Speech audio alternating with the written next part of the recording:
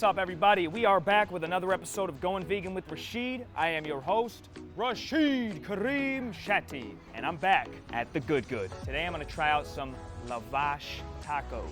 The Good Good didn't let me down last time. Let's see how they do tacos.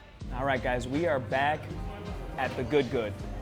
It was so fire last time, I had to return. This time, I'm trying out their tacos. Now here is something unique. This is what you can only get at The Good Good. I've never seen a taco with lavash. This is what they use for the shell. This is like a traditional Armenian kind of bread. That's a part I'm very excited to try, is this lavash shell, taco shell. They're so unique, they're pretty. We've got a cauliflower on here, some basil, sesame, we've got this tomato kind of salsa on here. A very unique spin on a taco. It's a very creative dish, ambitious. They're thinking outside the box. Appearance is beautiful, unique, but let's see the taste here.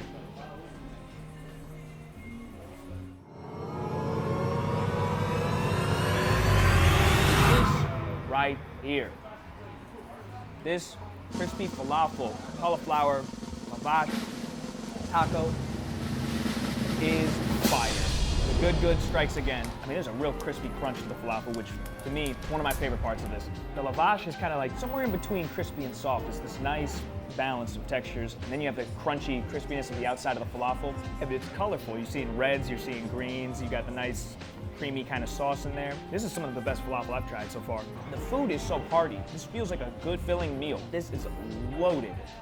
Loaded tacos, and you can take these on the go. I love the creativity with the lavash. Really a unique taco, and a delicious taco at that.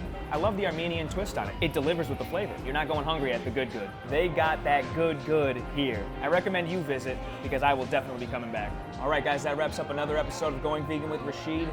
Thank you all so much for watching. Please like, subscribe, leave a comment, and tune in again next week for another episode. Thanks again, guys.